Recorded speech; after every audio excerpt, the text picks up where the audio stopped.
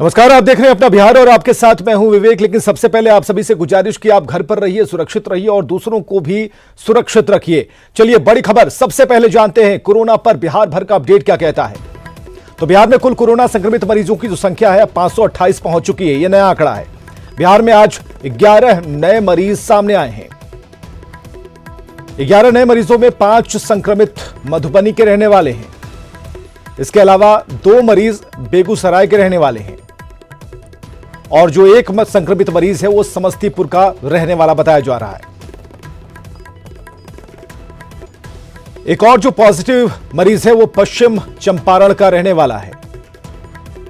इसी तरह कैमूर में 2 पॉजिटिव मरीज आज मिले हैं और मधुबनी में कुल 23 पॉजिटिव मरीजों की संख्या हो चुकी है।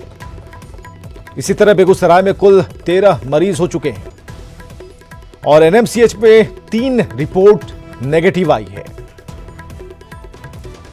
चलिए इसके बाद बीते 5 दिनों में बिहार में कोरोना के बढ़े आंकड़ों पर भी नजर डाल लीजिए। 30 अप्रैल से लेकर यह आंकड़ा 4 मई तक का है और किस तरीके से ये जो ग्राफ है लगातार बढ़ रहा है हम दिखाने की कोशिश कर रहे हैं कि 30 अप्रैल के बाद 1 मई, 2 मई, 3 मई और 4 मई।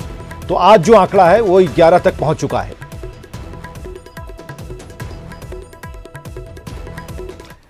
और बड़ी खबर आ रही है कटिहार से, जहां क्वारंटाइन सेंटर से एक साथ 32 लोग भाग गए हैं और इन लोगों को नगर थाना क्षेत्र के ऋषि भवन क्वारंटाइन सेंटर में रखा गया था।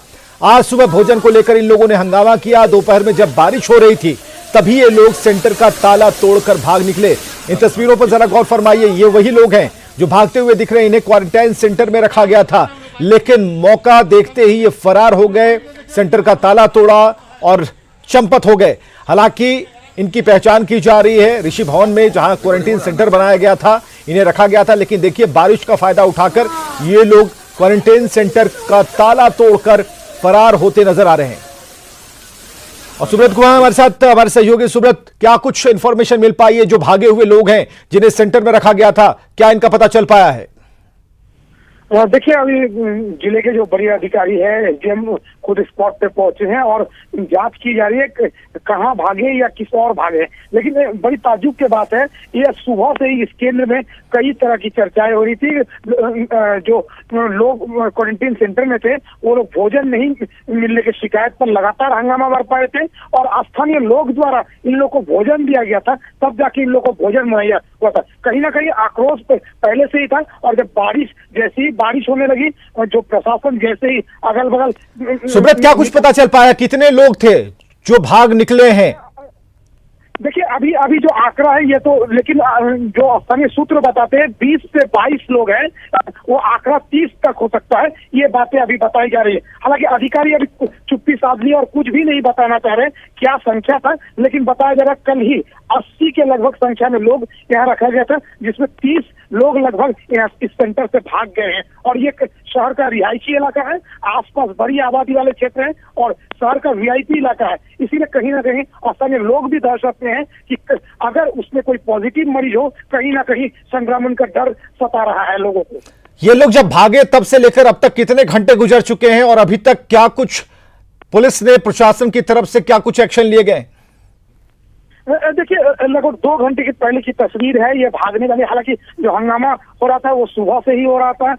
सुबह मजिस्ट्रेट देर से पहुंचा था, लेकिन उसके बाद दावा किया गया था सभी व्यवस्थाएं मुकम्मल हो जाएगी। लेकिन जैसे ही हल्की बारिश होती है और मजिस्ट्रेट जो मौजूद थे वो भी वहां से निकल जाते हैं और जो पुलिस बल तैनात थे वो भी कहीं ना कहीं अगल बगल, यानी कि ढील का फायदा उठाकर ये लोग भाग निकले हैं। तो 80 से ज्यादा लोग इस क्वारंटीन सेंटर में रखे गए थे, जिनमें से अभी तक की जो रिपोर्ट है वो पता चल रही है कि 30 से ज्यादा लोग फरार हो चुके हैं। हालांकि इनकी पहचान की जा रही है और एक बार फिर क्वारंटीन करने की कोशिश हो रही है। हालांकि ये रिहायशी इलाका है, ऐसे में यहां रहने वाले लोगों में भी ये डर बना हुआ है कि ये लोग भागे तो कहां जाकर छिपकर बैठे हैं। उधर प्रवासी मजदूरों को केंद्र सरकार स्पेशल ट्रेन से उनके राज्यों में भेज रही है, लेकिन विपक्ष ने मजदूरों से किराया वसूलने का आरोप लगाकर सियासत करने लगा, जिसके बाद केंद्र सरकार ने यह साफ कर दिया कि किराए का 85% हिस्सा रेलवे सब्सिडी के तौर पर दे रही है, जबकि 15% हिस्सा राज्य सरकारें वहन कर रही हैं।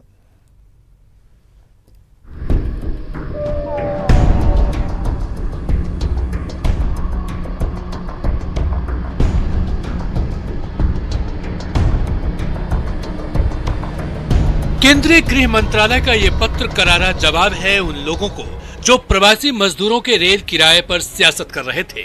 सरकार ने साफ कर दिया है कि प्रवासी मजदूरों को उनके गृह राज्य भेजने का जो किराया है उसका 85% हिस्सा रेलवे वहन कर रही है और 15% हिस्सा राज्यों को वहन करना है। दरअसल कांग्रेस ने ये आरोप लगाया था कि रेलवे प्रवासी मजदूरों को उनके गृह राज्य भेजने के लिए किराया वसूल रही है। इसको लेकर कांग्रेस की तरफ से सोनिया गांधी का बयान ट्वीट किया गया। लिखा गया, भारतीय राष्ट्रीय कांग्रेस ने यह निर्णय लिया है कि प्रदेश कांग्रेस कमेटी की हर इकाई हर जरूरतमंद श्रमिक और कामगार के घर लौटने की रेल यात्रा का टिकट खर्च वहन करेगी और इस बारे में जरूरी कदम उठाएगी। कोरोना के इस कठिन दौर में भी कांग्रेस ने सियासी फायदा उठाने की कोशिश की, लेकिन बीजेपी प्रवक्ता संबित पात्रा ने ट्वीट कर कांग्रेस के इरादों पर पानी फेर दिया। लिखा, राहुल गांधी जी, मैंने MHA के दिशा निर्देशों को संलग्न किया है जो स्पष्ट रूप से बताता है कि किसी भी स्टेशन पर बेचे जाने वाला कोई टिकट नहीं। रेलवे ने 85% और राज्य सरकार ने 15% का भुगतान करने के लिए सब्सिडी दी है। राज्य सरकार टिकट के लिए भुगतान कर सकती है। मध्य प्रदेश भाजपा सरकार भुगतान कर रही है। कांग्रेस शासित राज्यों से MHA की गाइडलाइंस फॉलो करने के लिए कहें। दरअसल रेलवे ने प्रत्येक स्पेशल ट्रेन के लिए राज्य सरकारों को 1200 टिकट देती है और वही टिकट राज्य सरकारें अपने नोडल अधिकारियों के जरिए प्रवासी मजदूरों को दी। कुछ राज्यों ने अपने हिस्से का 15% प्रवासी मजदूरों से वसूल लिया, जबकि बहुतों ने खुद ही अपने हिस्से का भुगतान कर दिया। इसके बाद ये कंफ्यूजन फैली। खैर, सरकार ने सब कुछ साफ कर दिया है। उम्मीद की जानी चाहिए कि इसके बाद इस मुद्दे पर हो रही सियासत थम जाएगी। Bureau report, news 18। अब चलिए इस खबर को भी समझने की कोशिश कीजिए कि किस तरीके से क्या कुछ प्रावधान किए गए हैं। तो लोगों में घर जाने के लिए जो भेड़ चाल ना हो, इस बात का ख्याल रखा गया। फ्री पहुंचने के चक्कर में बिना ही जरूरी लोग जो यात्रा करने के लिए जुट जाते हैं, ये भी चीजें सामने आई और फ्री राइड के तौर पर घर जाने के लिए ये भीड़ निकलेगी। दिल्ली और मुंबई में ऐसे हालात हम लोग देख चुके हैं और कुछ ऐसा ही ये प्रयास और दबाव हमने देखा है।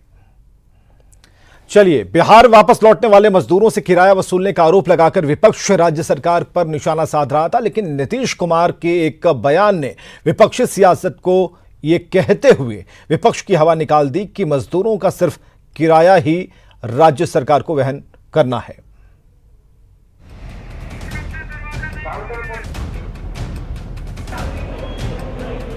लॉकडाउन की वजह से दूसरे राज्यों में फंसे बिहार के ये वो मजदूर हैं जिन्हें सरकार विशेष ट्रेन से वापस लाई है। मजदूर अपने घर पहुंचे नहीं कि सियासत तेज हो गई। मजदूरों से किराया वसूलने का आरोप लगाकर विपक्ष ने सरकार को घेरना शुरू कर दिया। 1 महीना से लगातार केंद्र सरकार और राज्य सरकार से हम लोग भी आग्रह करते रहे जो उनको लाने की व्यवस्था की जाए, लेकिन बहुत प्रयास के बाद कुछ उसमें सफलता भी मिली तो पता चला जो गरीबों से रेल का किराया वसूल लिया गया। हमारे नेता ने कहा है कि अगर आप नहीं कर सकते हैं तो 50 ट्रेन हम का भाड़ा, लोगों का खर्च, खाने पीने सबका हम वहन करने के लिए तैयार हैं।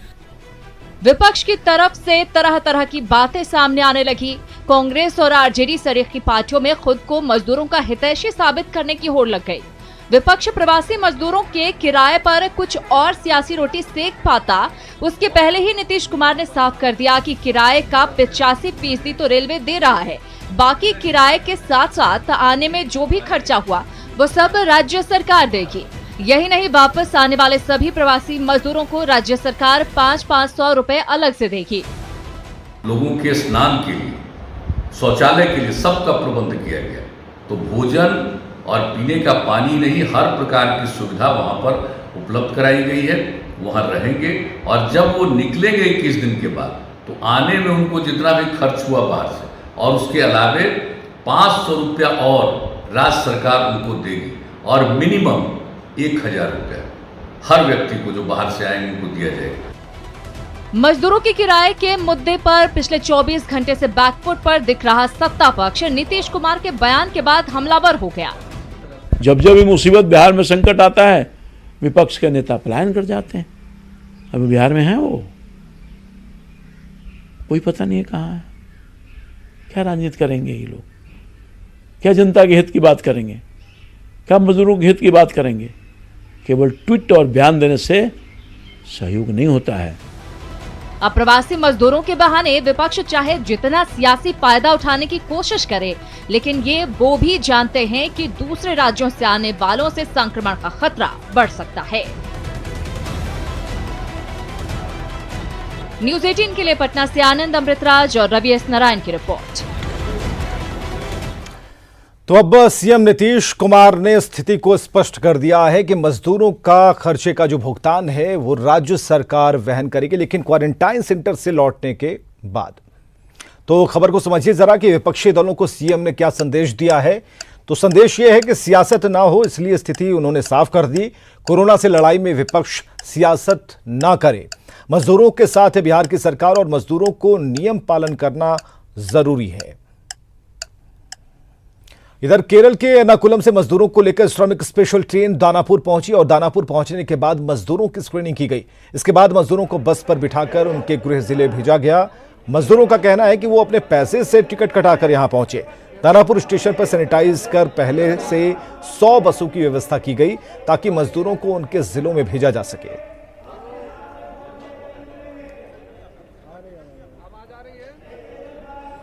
तो केरल से प्रवासी मजदूरों को लेकर दानापुर ट्रेन पहुंची और स्टेशन पर तो सोशल डिस्टेंसिंग दिखी, लेकिन बसों में मजदूरों को बिठाते समय सोशल डिस्टेंसिंग की धज्जियां उड़ गईं।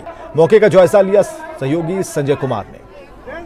केरल के अप्रवासी कामगारों के लिए जो बसें हैं वो अब खुलने वाली है। यहाँ पर दानापुर की तस्वीर है। दानापुर रेलवे स्टेशन के बाहर सारी बसें लगी हुई हैं कटिहार जाने के लिए और पटना के डीएम कुमार रवि लगातार कोशिश कर रहे हैं कि सोशल डिस्टेंसिंग है उसको मेंटेन किया जा सके। जो लोग बैठे हुए हैं, हालांकि एक चीज़ जरूर है कि जो सोशल डिस्टेंसिंग की बात की जा रही है उसकी धज्जियां उड़ रही हैं। की बात हो रही है, पटना के डीएम और एसएसपी यहीं खड़े हैं। तस्वीरों में आप देखिए डीएम एसएसपी खड़े हैं और ठीक उसके बगल में जो बस है उसमें सोशल डिस्टेंसिंग देखिए किस कदर दिख रहा है। यहाँ पर एक ही सीट पर दो लोग बैठे हुए हैं। ये वायलेशन नहीं तो और क्या है। सोचना होगा प्रशासन ने बैठे लोगों को, जो दावे कुछ और होते हैं और हकीकत कुछ और दिख रही है। ये दूसरी जो बसें हैं उनकी भी तस्वीर आपको मैं दिखाना चाहूँगा। जो दूसरी तस्वीर है देखिए, यहाँ पर इसमें भी बिल्कुल एक दूसरे से सटे हुए लोग हैं जो बैठे हैं यहाँ पर। सोशल डिस्टेंसिंग का ये वायलेशन है, ये धज्जियाँ उड़ रही हैं सोशल डिस्टेंसिंग की। और निश्चित तौर पर ये एक सवाल खड़ा हो रहा है, अगर ठीक अगल बगल में आपस में बिठाते हैं, रेलवे स्टेशन तक तो सारा कुछ ठीक दिख रहा था, लेकिन बसेज में कहाँ से आपने इस तरीके से व्यवस्था कर दी कि बिल्कुल अगल बगल में लोग बैठे हुए हैं। जो पटना के डीएम हैं हम उनसे भी बात करने की कोशिश करते हैं, जो एसपी हैं उन्हीं से बात कर लेते हैं। साथ उनकी आंखों के सामने ये सारा कुछ चल रहा है कि बसेस तो चूँकि किसी ज़िला से हो सकता है 10 ही लोग हों, लेकिन वहाँ से एक बस आएगी। इसको ऐसे समझा जाए कि एक बस में हम लोग 25 आदमी बिठा के भेज रहे हैं और एक ट्रेन में 1200 लोग आ रहे हैं, तो लगभग 40 से 50 बस एक ट्रेन के लिए आ रही है। फिलहाल 2 ट्रेनें आ रही हैं, तो 100 बस आई हुई है भिन्न भिन्न जिलों से। हाँ, उसके अलावा हम लोग के पास पटना जिला ने अलग से व्यवस्था की है, जहाँ कमी पड़ी उसको हम लोग फिलर कर देंगे। बसों की कोई कमी नहीं है। जो सोशल डिस्टेंसिंग है उसको आप लोग देख रहे हैं। बाहर थोड़ा सा कुछ आज केओस हुआ है, अंदर तक ठीक था, इसको हम लोग मैनेज करने का प्रयास कर रहे हैं। धीरे धीरे सुरक्षा जो व्यवस्था और ठीक हो जाएगी। बिल्कुल एसएसपी खुद लगे हुए हैं और इनका दावा है कि अंदर में रेलवे स्टेशन के परिसर में, जैसा कि खुद बताया मैंने कि रेलवे स्टेशन के अंदर सोशल डिस्टेंसिंग को देखा जा था कि बाहर में इसका वायलेशन हुआ है। कैमरा पर्सन राहुल के साथ संजय कुमार, न्यूज़ 18। और लॉकडाउन 3 में बिहार में कहीं भी किसी तरह की कोई ढील नहीं है। डीजीपी गुप्तेश्वर पांडे ने बताया है कि बिहार में कोई ग्रीन जोन नहीं है। शाम 7 बजे से लेकर सुबह के 7 बजे तक घर से बाहर निकलने वाले पकड़े जाएंगे। कोई मस्जिद नहीं, कोई चर्च नहीं, कोई गुरुद्वारा नहीं, कोई सामूहिक पूजा पाठ नहीं, कोई अनुष्ठान नहीं, कोई शॉपिंग कॉम्प्लेक्स नहीं, कोई मॉल नहीं खुलेगा, जिम्नाजियम नहीं खुलेगा, कोई इंटरटेनमेंट पार्क नहीं खुलेगा। बाहर कहीं टहलने की आज़ादी नहीं है। शाम को 7 बजे से सुबह 7 बजे तक तो किसी भी आदमी को किसी भी परिस्थिति में घूमने की आज़ादी नहीं है। एक जिले से दूसरे जिले में बिना वैध सरकारी पास के कोई भी आदमी नहीं आ जा सकता है। और मधुबनी में कोरोना संक्रमित मरीजों की संख्या 23 हो गई है और सोमवार को आई जांच रिपोर्ट में 5 लोग कोरोना पॉजिटिव पाए गए हैं। इससे पहले 27 अप्रैल को भी 5 लोग कोरोना संक्रमित पाए गए थे, जबकि 1 मई को आई जांच रिपोर्ट में एक साथ 13 लोग कोरोना पॉजिटिव मिले। डीएम नीलेश रामचंद्र देउरे के मुताबिक सोमवार को कोरोना पॉजिटिव पाए गए 5 लोगों एक ही परिवार के हैं और जो जानकारियां मिल पा रही हैं उसके मुताबिक मधुबनी के झंझारपुर प्रखंड निवासी ये परिवार अंत्येष्टि संस्कार में शामिल होने के लिए नोएडा से 25 अप्रैल को मधुबनी पहुंचा था। डीएम का कहना है कि ये लोग मधुबनी आने से पहले नोएडा में 20 दिन होम क्वारंटीन में थे। इसके बावजूद मधुबनी आने पर इन सभी को होम क्वारंटीन में रखा गया था। 1 मई को इन सभी के सैंपल्स लिए गए जिसकी रिपोर्ट पॉजिटिव आई है। ये सभी पांचों के 5 लोग एक ही फैमिली से हैं। पट्टी टोल झंझारपुर के रहने वाले हैं। इसमें 40 वर्ष के पुरुष है, 35 वर्ष की महिला है और 2 18 साल की और 12 साल की लड़की है और 8 साल का एक लड़का है। ये सभी लोग 25 अप्रैल को नोएडा से आए थे अंत्येष्टि में शामिल होने के लिए। और लॉकडाउन में दरभंगा पुलिस के लिए ड्रोन कैमरा सबसे सटीक हथियार बनता जा रहा है। ड्रोन के जरिए सोशल डिस्टेंसिंग का उल्लंघन करने वालों पर पुलिस कार्रवाई कर रही है और इसी क्रम में पुलिस ने करीब 1 दर्जन भर लोगों को जुआ खेलते हुए गिरफ्तार किया।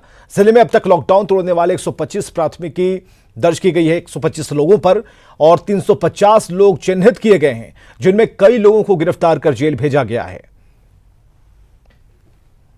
और इसके अलावा जो वाहन चेकिंग जिला की सीमा सील की कार्रवाई है वो पहले की तरह जारी रहेगी और कहीं पर भी अगर सड़क पे, रोड पे, सार्वजनिक स्थान पे कोई लोग अनधिकृत रूप से पाए जाएंगे या फिर एक साथ इकट्ठा पाए जाएंगे तो उनके विरुद्ध कड़ी कानूनी कार्रवाई पहले की तरह। लोगों के घरों में बधाइयां गाकर और ट्रेनों में नाच गाकर जीवन यापन करने वाले किन्नरों पर मुसीबतों के संकट मंडरा रहे हैं। लॉकडाउन के चलते इनकी सारी गतिविधियां बंद हैं।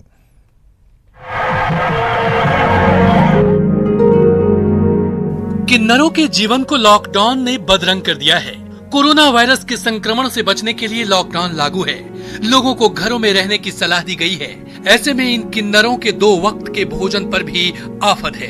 इन्हें वोट देने का तो अधिकार है, लेकिन सरकार की ओर से जो भी कल्याणकारी योजनाएं चलाए जा रहे हैं उनका लाभ इन्हें नहीं मिल पा रहा है। इतना ही नहीं, इस लॉकडाउन में जिला प्रशासन की ओर से कई मोहल्लों में गरीब और असहायों को सूखा राशन मुहैया तो कराया जा रहा है, लेकिन इन लोगों को इस तरह का कोई लाभ नहीं मिल रहा है। गया जिले में इन किन्नरों की संख्या लगभग 50 है। इनकी माने तो इन्हें ना तो राशन कार्ड की सुविधा मिली है और ना ही किसी तरह की अन्य सुविधा का लाभ आज तक नहीं मिल पाया है।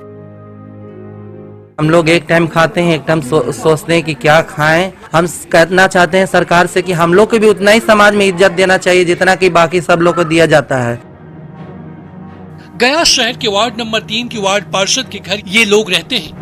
वार्ड पार्षद का कहना है कि जब तक इन लोगों को काम मिलता था तो हम उनसे किराया लेते थे, लेकिन इन लोगों को काम नहीं मिल रहा है तो हम भी किराया नहीं ले रहे हैं। लेकिन सरकार और जिला प्रशासन से इनकी भी यही मांग है कि एक तरफ जहां गरीबों को राशन बांटा जा रहा है, वहीं इन लोगों को भी सरकार राशन मुहैया कराए। कलेक्टर साहब हुए ये भी है, मनो कि इन लोग के सुविधा मिलना चाहिए, हम यही कहेंगे। लॉकडाउन में गरीबों की मदद के लिए बढ़ने वाले हाथ इन तक भी पहुंचाए, इसी आस के साथ जी रहे ये अब सरकार और प्रशासन से पहल की है। ये लोग सरकार और स्थानीय समाज सेवी से मदद की आस लेकर बैठे हैं। जरूरी है हमारे समाज के इस अंग को भी मदद की जाए। न्यूज़ 18 भी आप लोगों से अपील करता है कि आप भी आगे आकर इन्हें मदद करें। एलन लिली, न्यूज़ 18 गया। और छपरा के आपदा राहत केंद्र का रसोइया भी कोरोना संक्रमित निकला है और इसके बाद रसोइये के गांव को सील किया गया है। रसोइये के 6 सदस्यों को क्वारंटीन पर रखा गया, उनकी जांच की जा रही है। प्रभावित गांव का जायजा लिया हमारे सहयोगी संतोष गुप्ता ने। यहाँ इस गांव का आप देख सकते हैं कि सील कर दिया गया है। अब यहाँ पुलिसकर्मियों की तैनाती की गई है ताकि गांव के लोग बाहर ना आ सके और बाहर से कोई अंदर ना जा सके, क्योंकि संक्रमण को रोकना प्रशासन की पहली प्राथमिकता है। और इसे लेकर के हमारे साथ कुछ लोग हैं यहाँ पे जो पुलिसकर्मी हैं, काफ़ी मुस्तैद दिख रहे हैं। इनसे हम बात करते हैं कि किस तरीके से ये लोग यहाँ ड्यूटी कर रहे हैं। बताइए भैया कि क्या नाम हुआ आपका? राजेंद्र शर्मा। राजेंद्र जी, बताइए कि कैसे आप लोग यहाँ ड्यूटी कर रहे हैं, क्या कारण है यहाँ पे आप लोग? यहाँ कारण है कि किसी गांव को बाहर हम लोग नहीं जाने देते हैं और या बाहर से जो आते हैं उनको अंदर नहीं हम लोग जाने देते हैं, जैसे आदेशान सब बड़ी पदाधिकारी महोदय लोग का है। क्या बताया गया है यहाँ, क्यों गाँव को सील किया गया? गाँव को सील किया गया कि कोरोना का पॉजिटिव मिला है जो जाँच में गए हैं। अच्छा। और उसी के लिए सील किया गया। तत्काल उधर से लोग इधर नहीं आएंगे और इधर से उधर नहीं जाएंगे। अच्छा, तो ये कब तक ये चलेगा, कुछ बताया गया अब तो नहीं, अभी ये नहीं बताया। वरीय का आदेश का आदेश का तो देख सकते हैं कि एक वरीय अधिकारियों के आदेश तक, माने अगले आदेश तक इसको रोक दिया गया, चूंकि कोरोना के चेन को रोकना, चूंकि जो आपदा राहत केंद्र में जो रसोईया है उसमें संक्रमण पाया जाए, तो कहीं ना कहीं कोरोना चेन को रोकने के लिए प्रशासन ने जो मुकम्मल तैयारियां की, उसी की कड़ी है कि इस गाँव को 3 तरफ से सील कर दिया गया और सभी जो चेक पोस्ट है वहाँ पे पुलिसकर्मियों की तैनाती की गई है। संतोष गुप्ता, न्यूज़ 18, छपरा। इधर पटना के एनएमसीएच से आज कोरोना के 3 मरीजों की रिपोर्ट नेगेटिव आई। तीसरी रिपोर्ट नेगेटिव आने के बाद तीनों मरीजों को आज छुट्टी दी गई। 2 मरीज मुंगेर और एक सारण का निवासी है और अस्पताल से छुट्टी मिलने के बाद सभी मरीज होम क्वारंटाइन में रहेंगे। 3 मरीज का, कोरोना के 3 मरीज का डिस्चार्ज किया जा रहा है। 2 मरीज इसमें से मुंगेर के हैं और 1 मरीज सारण के हैं। और जो मुंगेर के पेशेंट हैं वो 26 अप्रैल को 26 अप्रैल को भर्ती हुए थे और जो सारण के मरीज हैं वो 24 अप्रैल को एडमिट हुए थे यहाँ। और इधर कोरोना बंदी को देखते हुए केंद्र सरकार के श्रम मंत्रालय ने बड़ा फैसला लिया है। ईपीएफओ में निकासी के लिए अगर कोई नियोक्ता दावा करता है तो मात्र 3 दिन में उसके दावे के मुताबिक निकासी हो जाएगी और साथ ही ईपीएफओ 15,000 से कम मासिक आय वाले कर्मचारियों और नियोक्ताओं के अंशदान को देने का फैसला लिया है। नियोक्ता हैं ऐसे नियोक्ता, छोटे नियोक्ता जिनके पास 100 से कम लोग काम करते हों और जिसमें से 90% कर्मचारी की मासिक आय जो है वो 15,000 रुपये से कम हो, उन सभी लोगों का जो ईपीएफ का अंशदान है, नियोक्ता और जो कर्मचारी दोनों का 12% नियोक्ता का और 12% जो कर्मचारी का है, वो भारत सरकार उनके अकाउंट में डायरेक्टली ट्रांसफर कर रही है।